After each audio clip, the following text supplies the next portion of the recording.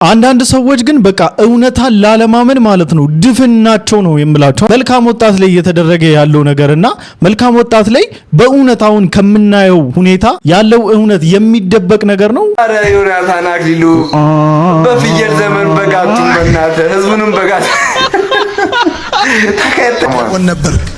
ከማን እጅ ነው ድቁናውን የተቀበልከው? ብፁዕ አቡነ ዮሴፍ ሲዳማ ሀገረ ስብከት ሊቀ ጳጳስ ለወደደን ከኃጢአታችንን በደሙ ላጠበን መንግስትም ለአምላኩና ለአባቱ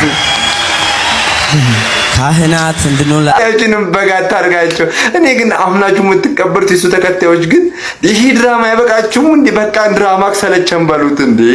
እኛ ብቻ አይደለም እናንተም ዳቆን ነበር አንተ የምን ድቁንና ሲጀመር ዳቆንም አይደለም ብትሆን እንኳን ዳቆን ብትሆን እንኳን ነበርክ የሚባል ነገር አይሰራም። ምክንያቱም ዳቢሎስ ሰይጣንም የመላእክት አለቃ ነበር። ዳቆን ነበርኩ በጣም አንተ ድራማ ሰርተህ እንዴት ልክ ብሏል።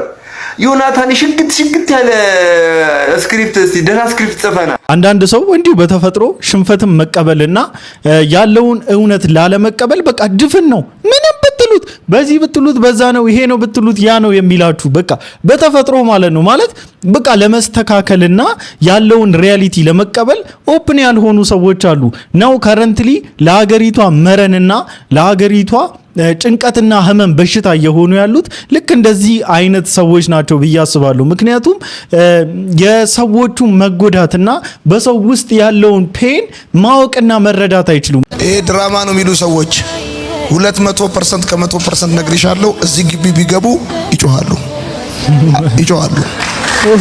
መፍዙስ ነው የሚያስበላቸው። በነገራችን ላይ ኢትዮጵያ ውስጥ እኮ ጥንቆላ፣ ድግምት፣ መተት፣ ሞራ መግለጥ፣ በመቃብር አፈር በዶሮ አንጀት መመተት ኢኮኖሚ እኮ ነው፣ ትልቅ ኢንዱስትሪ። ይህንን ኢንዱስትሪ ለማቆም ደግሞ የትኛውንም ኤክስትራ ማይል የሚሄዱ ሰዎች አሉ። ስለዚህ ትውልድ ሲያመልጥ ሲለወጥ የማይፈልግ አለ። ብላንቺ በሆነልሽ ነገር በጣም ደስተኛ ነኝ። ከዚህ በላይ ተሳክቶልኛል። አታጨብጭብ። ይሄን ነው የምለው። ማለት ዮናታን አክሊሉ ስሜታዊ ሆኖና ኢሞሽናል ሆኖ ምንም ኤክስፕረስ የሚያደርገውና ወይም የሚያበሳጨው ነገር የለም። ምክንያቱም ያመለጡ ሰዎችን ተንጀብል በሆነ ወይና ተጨባጭ በሆነ ማስረጃ በዩቲዩብ ቻናሉ ላይ እየለቀቀ ያሳየ ነው። ማለት ወጣቶችን ምስክር ናቸው። እኔ በቃ ደስ ይለኛል ወጣት ለክርስቶስ ኢየሱስ ልቡ ክፍት ሲል። በነገራችን ላይ እንደዚህ የሚንጫጩና እንደዚህ ፕሮፓጋንዳቸውን ፖለቲካቸውን ዲስኩር ምናምን የሚነፉ ሰዎች በነሱ ግዞት ስር ይሄ አጋንንት በነሱ ተጠቅሞ በጣም ብዙዎችን ማኒፑሌት አድርጎ ስላለ እንዴት ከኛ ግዞት እንዴት ከኛ ግዝት ይወጣሉ፣ እንዴት እኛ ማኒፑሌት አድርገን ተቆጣጥረን ካስቀመጥናቸው አካባቢ ይወጣሉ የሚል የበታችኝነት ስሜት ውስጥ ስላሉ ነው። በህይወቴና በአገልግሎቴ ዘመን እጅግ ፍሬያቸውንና ስኬታቸውን ለማየት ከምናፍቀው ሁልጊዜም ወደፊት ወይ ጡረታ ሞጥቻ አርጅቼ የሚሆን ስለ መልካም ወጣት ሳወራ ልናገራቸው ከምፈልጋቸው ሰዎች መካከል አንዱ አንተ ነህ። ምክንያቱም እግዚአብሔር ያደረገልን ማዳን አንተ ባትመሰክር እኔ ባይኔ አይቻለሁ። የእግዚአብሔር ደግነት ማሳያ ስለሆንክ ማለት ነው። ቅርብ ጊዜ ደግሞ ሰርግ ላይ እንገኛለን።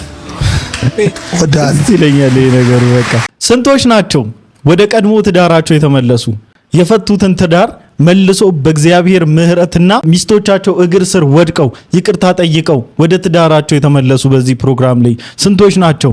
እናት አባቶቻቸውን ሲበድሉ የነበሩ እናቶቻቸውን ገና ድምጻቸውን እድሜ ዘመናቸውን በሙሉ እስከዛች ቀን ድረስ ሲሰሙ ቆይተው ምንም ፊል ያላደረጉትን ከዚህ ትምህርት በኋላ ገና ዮናታን አክሊሉ ስልኩን አንስቶ ለእናቶቻቸው ሲደውል በለቅሶ መሬት ላይ የተንጠባጠቡ ስንቶች ናቸው? እንደ አዲስ የቤተሰቦቻቸውን ድምጽ የሰሙ ያህል እስኪሰማቸው ከቤተሰቦቻቸው ለረጅም ዓመትና ዘመን የተለያዩ እስኪመስል ድረስ ገና ድምጻቸውን ሲሰሙ የተንፈራገጡ መሬት ላይ ተንጠባጥቡ በእንባ ሕዝብን ያራጩ ስንቶች ናቸው? ታዲያ ይህንን እውነት መካድ የእግዚአብሔርን ሐቅ መካድ አይሆንባችሁም? ታዲያ ከአመጽስ ጎን ሆናችሁ አመፀኞችንና አመጽን መተባበር አይሆንባችሁ? 2 ዓመት እንዴት ነበር? እግዚአብሔር ይመስገን በጣም አሪፍ ደስ የሚል ጊዜ ነበር። እየሰራ እየሰራ 2002 ምናምን እንደዛ አካባቢ ከቤት መውጣት የጀመርኩት አንድ አካባቢ የኔ 3 ወር በጣም ብዙ ነው። በቃ ረጅም 3 ወር ነው። ከ3 ወር በላይ ተቀምጬ አላውቅም። አንድ አካባቢ ምንም ታደርገኛለህ፣ የፈለገ ቢመችኝ የፈለገ ቢለኝ ምንም ብታደርግልኝ ጀስራም የሰራው ምንም የሰራው ከ3 ወር በላይ አልቀመጥም። በጣም ተንከራተት 2 ዓመት በህይወቴ ለመጀመሪያ ጊዜ 2 ዓመት አዲስ አበባ ተቀምጡ። ከዚህ በፊት አዲስ አበባ እመጣለሁ ከልጅነት ጀምሮ ቤተሰብ ግማሽ ቤተሰብ አለ። ግን 2 ዓመት ከአዲስ አበባ ተቀምጡ እየሰራሁ ቤት ኪራይ እከፍላለሁ፣ ምግብ ገዝቼ እበላለሁ፣ እሰራለሁ ራሴ ማኔጀር። አሁን አንደኛ ሆነ ሁሉ ሰላም እግዚአብሔር ትተኛለህ? ደበን ነው የነው ሰላም ነው። በጣም ሰላም እንደ ጅብ 9 ሰዓት በመዞር ታወቃለሁ። ተወልጄ ያደኩበት ከተማ እንደ ጅብ 9 ሰዓት በመዞር ታወቃለሁ። ሌሊት 9 ሰዓት ምንም ምክንያት ሳይኖረኝ ገጀራ ይዤ 9 ሰዓት በመዞር ታወቅ ነበር። አሁን ቤቴ ገብቼ 2 ተኩል 3 ሰዓት እሰራለሁ፣ ይደክመኛል፣ እተኛለሁ። እግዚአብሔር ይመስገን። ታዲያ እንደዚህ አይነቱ ወጣት እንደዚህ ኩግድ ሊሆን በቃ ጫፍ ላይ ደረሰ። እንደዚህ የአውሬ አፍ ውስጥ ለመግባት ጫፍ ላይ የነበረን ሰው እግዚአብሔር በዚህ አገልጋይ አድርጎ ስለታደጋቸው የሚያፍጨረጭራችሁና የሚያበሳጫችሁ እናንተ ማን ስለሆናችሁ ነው?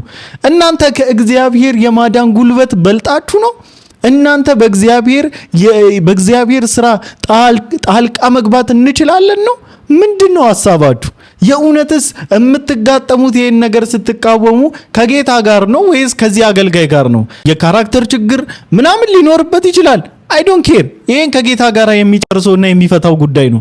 ነገር ግን የእውነት ፍሬዎቹን አይተን ልናመሰግነውና ኢንከሬጅ ልናደርገው ልናበረታታው ልንጸልይለትስ አይገባም ወይ የሚለውን ግን ይህንን ለእናንተ ተውላችኋለሁ ማለት ነው። አንድ ወጣት ልጅ መቃብር አጋንንት የቆፈረለት ቀብረዋለሁ፣ እከለዋለሁ፣ ደሙን ጠጣለሁ ይላል።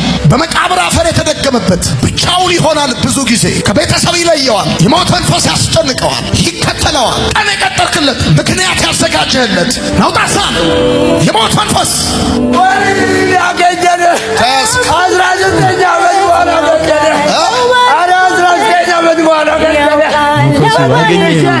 ከ19 ዓመት በኋላ ተገኘ።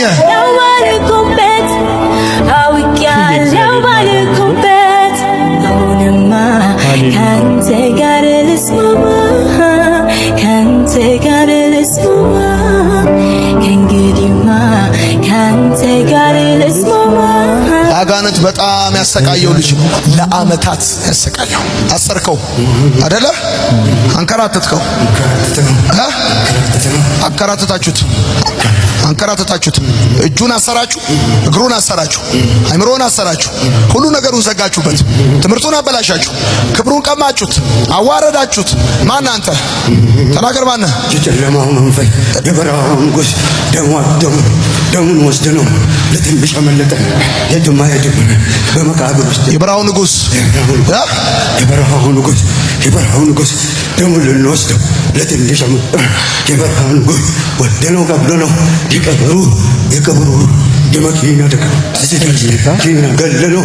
ለልጆች ደሙን ፈልገው ለትንሽ አመለጠ። ለልጆች ገለነው ነበረ። በላሁን አንተ የምድረ በዳ መንፈስ የበረሃ መንፈስ 4 ጊዜ በታላቅ ድምፅ ጮኸ። አንፈራክተህ እጁን ለቀህ ልቡን ለቀህ አይምሮን ለቀህ ሐሳቡን ለቀህ ጮኸ። ትወጣለህ አሁን ወደ በረሃ። አንድ ሁለተኛ ሶስተኛ የመጨረሻ አራተኛ ውጣ። እስራቴን ፈቶ ሲለቀኝ ነው እኔ እሱንም ማውቀው እንደዚህ ነው። እስራቴን ፈቶ ሲለቀኝ ነው ጠላቴን ማን ስም? አስር አለቃ አሸናፊ ቶማስ። 10 አለቃ አሸናፊ ቶማስ። አሸናፊ ከየት ከተማ መጣ?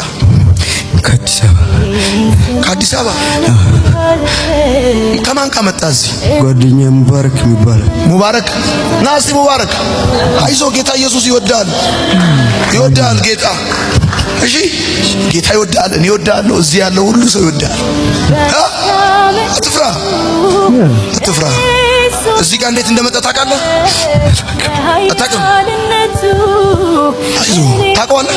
አዎ እኔም ታውቀው ጎዳና ነበርና የሆነ ሰዓት ስራ ምናምን አጣን። ሁለታችንም ወታደር ነበር። ሁለታችሁም ወታደር ነበራችሁ? አዎ። ከዛ መንገድ ላይ ነው የተገናኘነው። የሚገርመው ማለት ከዛ ጎዳና ወጣችሁ? አዎ። አንተም ጎዳና ወጣ? እኔም ወጣሁ። እሱም ወጣ? አዎ። የት ጎዳና? አዲስ አበባ? አዲስ አበባም እዚህ ሐዋሳ? አሁን እዚህ መልካም ወጣ። ከየት መጣችሁ? የሆነ አረጋ የሚባል ልጅ ነው ያመቻቸልን። እዚህ ነው ያለው ሐዋሳ? አዎ።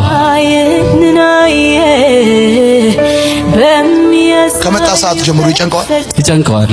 መጠጥ ነው በቃ ያው ጫትና መጠጥ ነው ስራችን። የት ሰፈር ነው የምትውሉት? በቃ እየዞርን ነው የምንውለው። የት ታድራለህ? መንገድ ላይ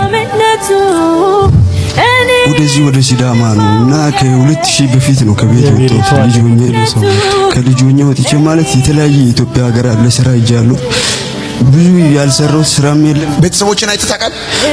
ከውትድርና ከመጣሁ በኋላ አሁን በቅርቡ ከ2016 ሄጄ ነበረ። ወንድሞቼ ሞተዋል ሲሉ ትቼ ወጣሁ። ወንድሞች ሞተዋል? ታላላቆቼ ሁለት ሞተዋል ሲባል በቃ ታላላቆቹ ሁለት ሞተዋል እና የእህቴ ልጆች ሞተዋል ሲባል ታላላቆቹ ሞተዋል፣ የእህቴ ልጆች ሞተዋል። አባትህ አሉ፣ እናትህ አሉ። ከዛ ተለወጠ ተመለሰ?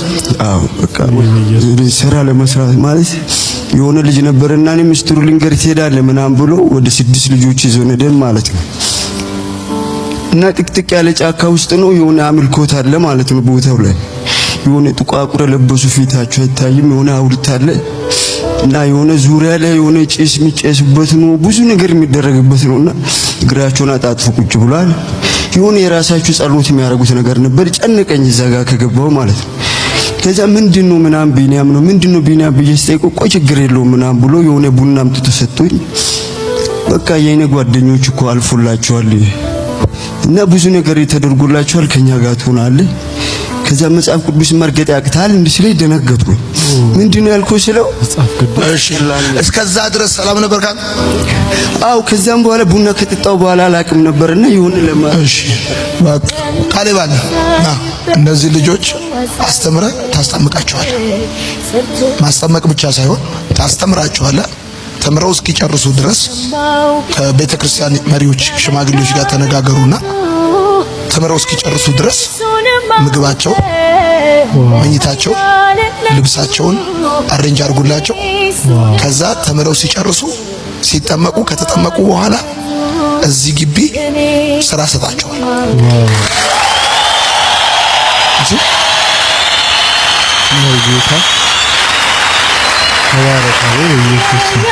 ለነገ አንተ ብዙም ከኔ አትርቅም እንደማይደብረ ተስፋ አደርጋለሁ። የኔ ሸሚዝና ሱሪ ይዤ ልመጣለሁ። ወደ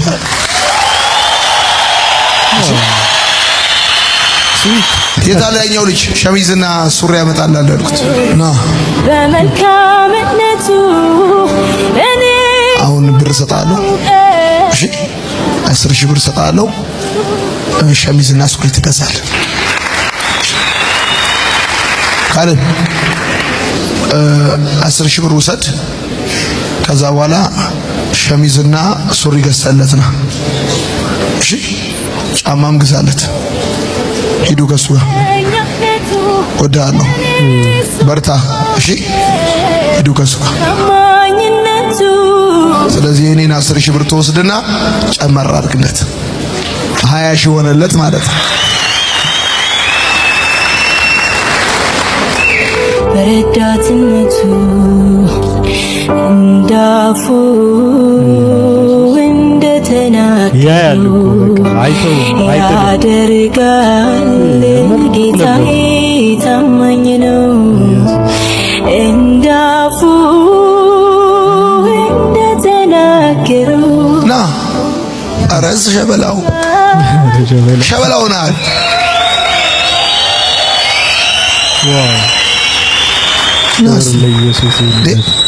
ዘንጣል አይደል እንዴ?